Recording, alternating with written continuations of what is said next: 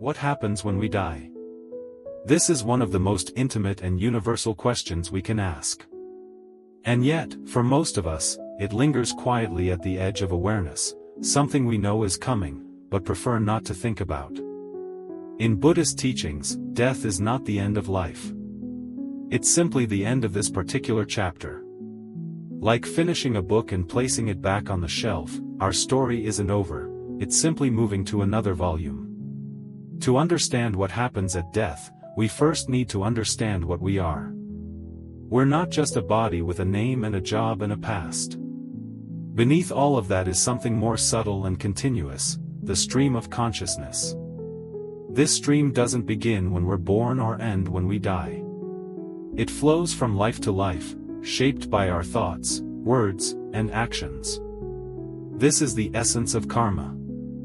Karma isn't a system of rewards and punishments. It's more like planting seeds. When we act with kindness, patience, or generosity, we plant seeds of peace.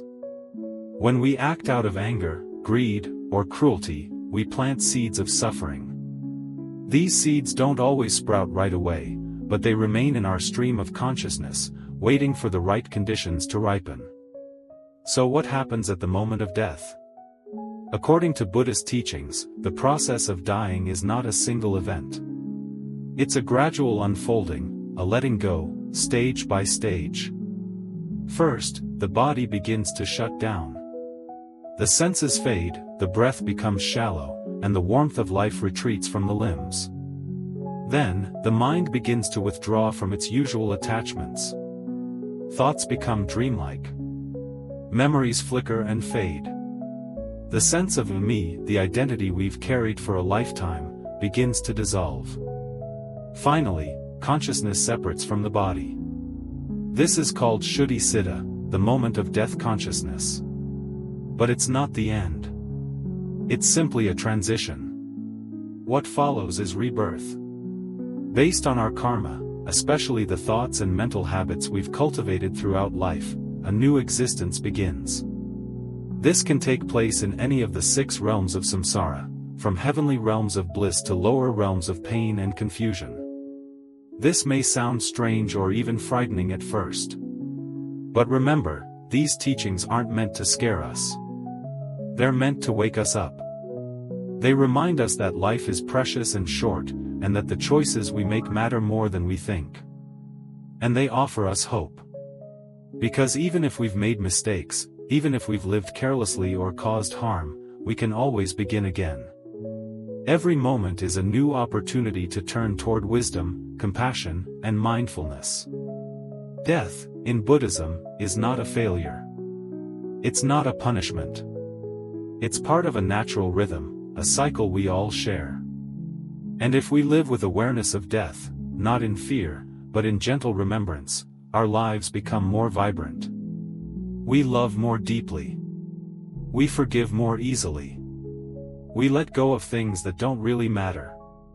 As the Buddha said, of all the footprints, that of the elephant is supreme. Of all mindfulness meditations, that on death is supreme. Part 2, Rebirth, the continuity of consciousness in Buddhism. When the body dies, Buddhism teaches that something does not simply vanish into nothingness. Instead, what continues is not the physical form, but the stream of consciousness, a subtle flow of mental energy shaped by our thoughts, actions, and intentions. Think of it like a candle lighting another candle. The flame is not exactly the same, but it's also not entirely different. It carries the essence forward. In the same way, the consciousness at the moment of death gives rise to a new existence, shaped by karma, our accumulated actions and intentions. This isn't about a soul traveling from one life to another, as often misunderstood. Buddhism doesn't posit a permanent, unchanging self. What continues is more like a process, a stream, a momentum of causes and effects, moving from one form to the next. A helpful modern analogy might be a wave on the ocean. A wave rises, peaks, and eventually subsides, but the water that made that wave doesn't disappear. It returns to the sea, part of a larger, ever-changing whole. Consciousness is like that wave, momentary, dynamic, and deeply connected to everything around it. Another way to understand this is through memory. Have you ever woken up from a dream that felt so vivid, so real, you were sure you had truly lived it? And yet, you couldn't trace how or why you ended up there? In Buddhist teaching, rebirth is like waking up into another dream, one conditioned by the karmic seeds planted in the previous life. We may not consciously remember past lives, just as we don't remember our infancy or time in the womb. But traces remain. Some children, especially in Tibetan and Thai traditions, have reported memories of past lives with remarkable detail, names, locations, even unresolved relationships. While these stories are rare and often met with skepticism in the West, they invite us to consider that perhaps our sense of identity is more fluid and far-reaching than we think. What's important here isn't to debate whether rebirth is scientifically provable. The heart of the teaching lies in how it transforms the way we live. If our actions today ripple into future lives, our own or others, then every word we speak, every choice we make, matters. There is no moment that is truly isolated or inconsequential. Buddhism teaches that there are many realms of rebirth, not just human, but also animal, ghostly, heavenly, and even hell-like states. These are not necessarily places we go after death, but states of being shaped by our mental and moral patterns. Have you ever met someone who seems to be trapped in their own personal hell, consumed by rage or obsession? Or someone so generous and radiant they seem to elevate everyone around them, like a being from a higher realm? These aren't just metaphors, they reflect the continuum of rebirth in daily life. And so, rather than fear death, the teaching on rebirth invites us to live mindfully, to plant seeds of kindness, compassion, and wisdom, knowing that these are the foundations of a more awakened future, in this life and beyond. Next, we'll look deeper into the force behind this continuity, the law of karma. What propels this stream of consciousness from life to life? How are our actions recorded, and how do they bear fruit? Part 3, Karma, the architect of our future.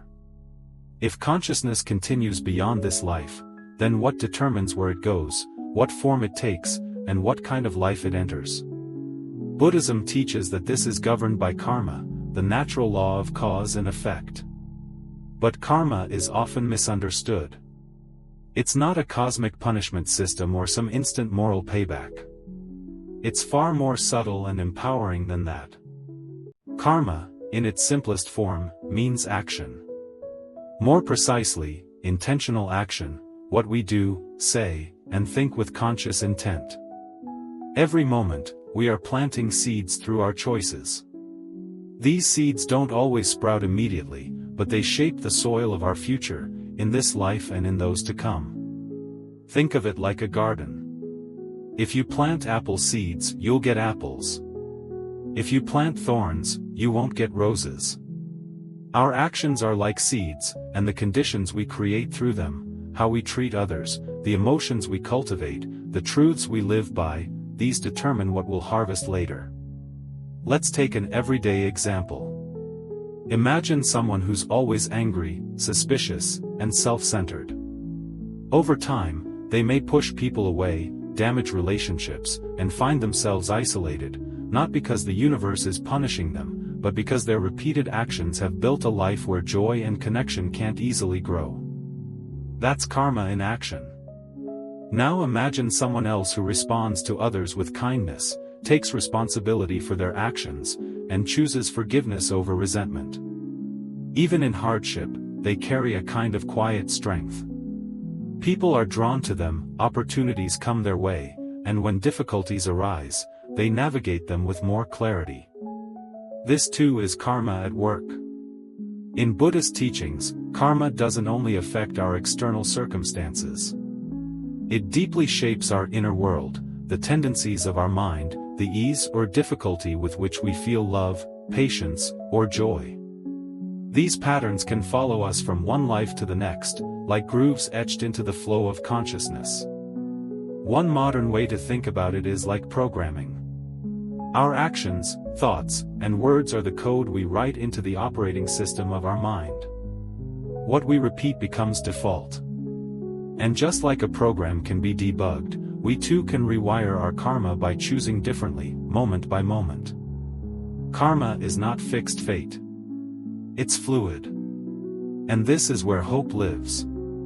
In fact, one of the most empowering aspects of karma is that it means we are not victims of our past. While we can't control everything that happens to us, we can always choose how we respond. Every kind act, every honest word, every moment of mindfulness plants a better future, maybe not instantly, but inevitably. There's a beautiful story told in Buddhist tradition about Angulimala, a feared murderer who had taken many lives. Yet, when he encountered the Buddha and truly opened his heart, he transformed. He became a monk, lived a life of compassion, and ultimately attained liberation. His past karma was heavy, but by shifting his intention and action, he reshaped his path. If even he could do that, so can we.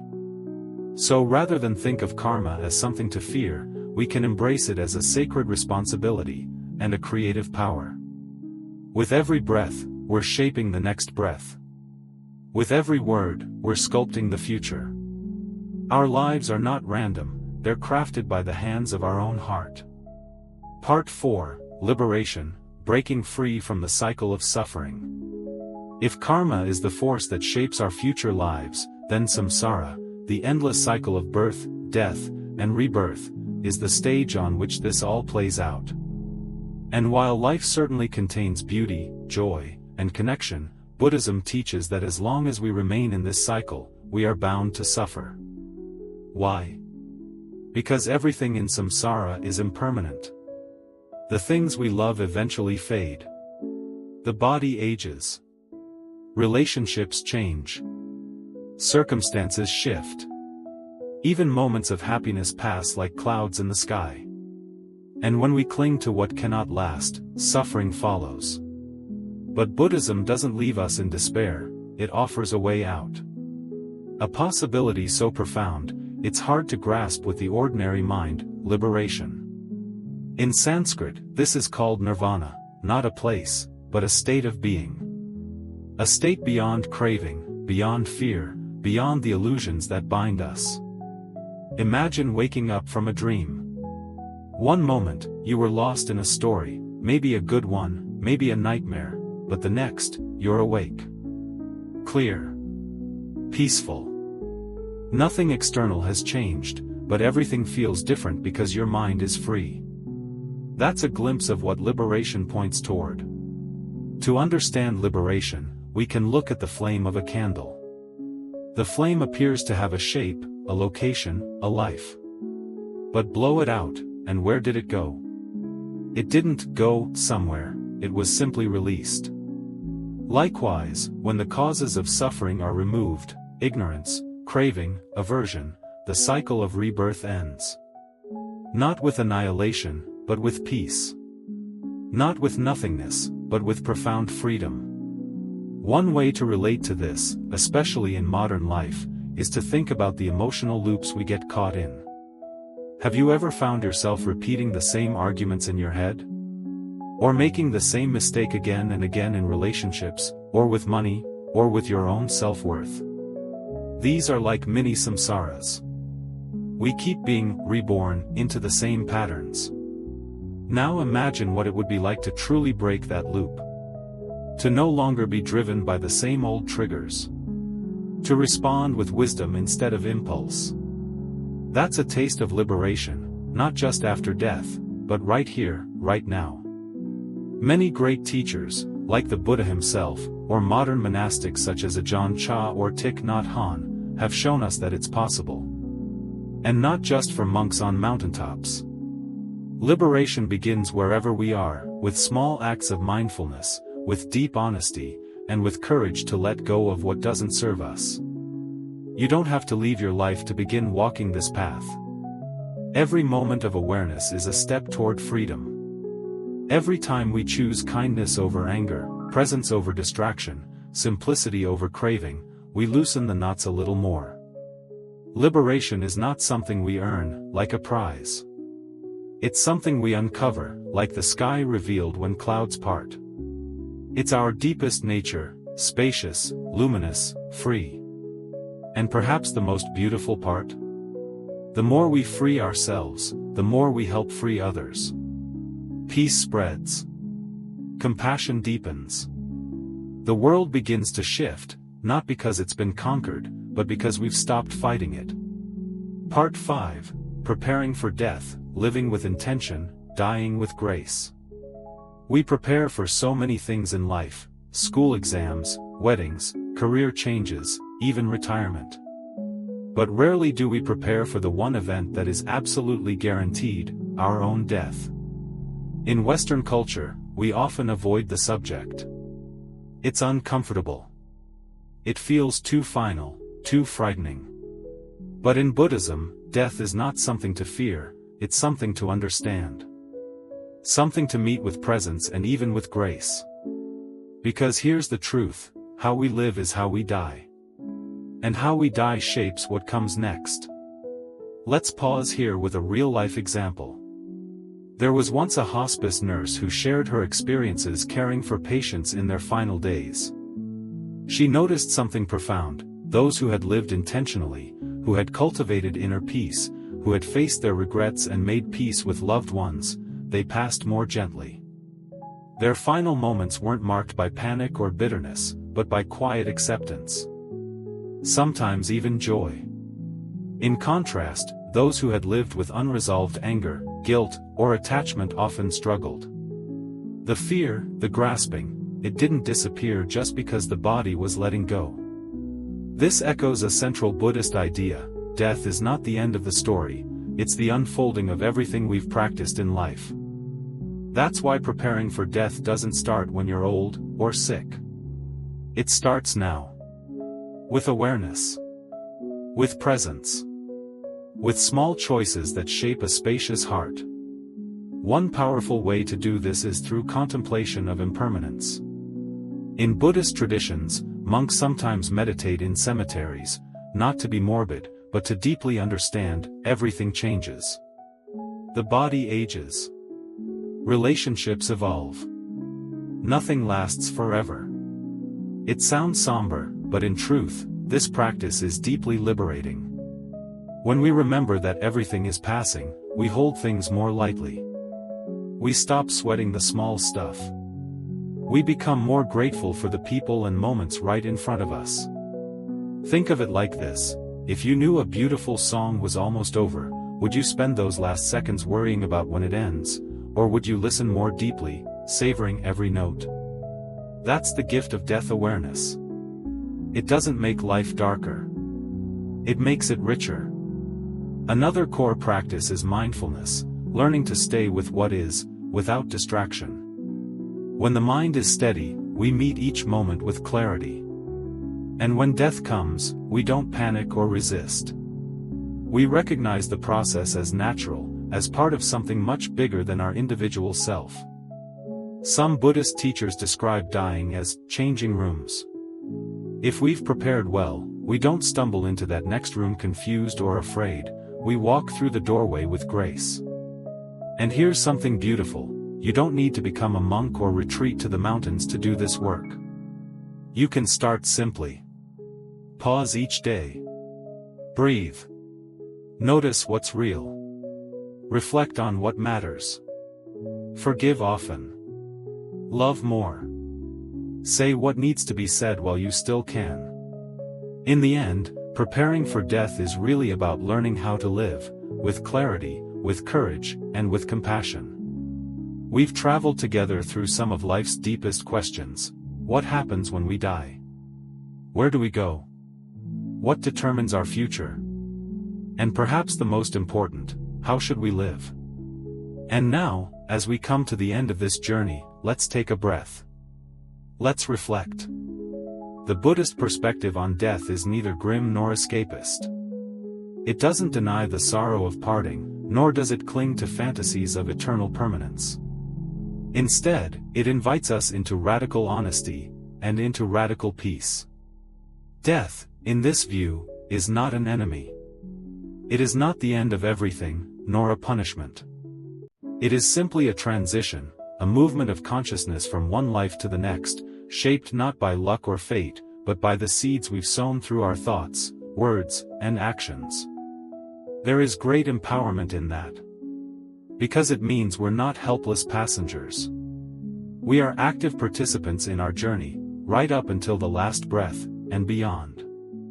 In a world that often fears death, Buddhism offers something quietly revolutionary: reverence for impermanence, compassion in the face of loss, and hope rooted not in fantasy, but in awareness. Think of life as a story. Each of us is writing our chapter, day by day, word by word. Death is not the end of the book. It's just the end of one chapter before another begins. And what we write now, how we show up, how we love, how we grow, determines the tone of what's to come. A Tibetan teacher once said, "If you want to know your past life, look at your present body. If you want to know your future life, look at your present mind." So perhaps the greatest preparation for death is learning to live fully. To live awake. To live with kindness. To live as if every moment matters, because it does. And when the time comes to let go of this body, we will not be strangers to the journey. We will have walked with mindfulness, with integrity, and with the quiet knowing that this, too, is part of the path. So let us not fear death. Let us understand it. Let us prepare for it. And above all, let us live in a way that makes our final breath not a moment of dread, but a continuation of a life well lived. Thank you for walking this path with me. May you be safe. May you be peaceful. May you awaken to the truth of your own luminous being, beyond birth, beyond death, always whole.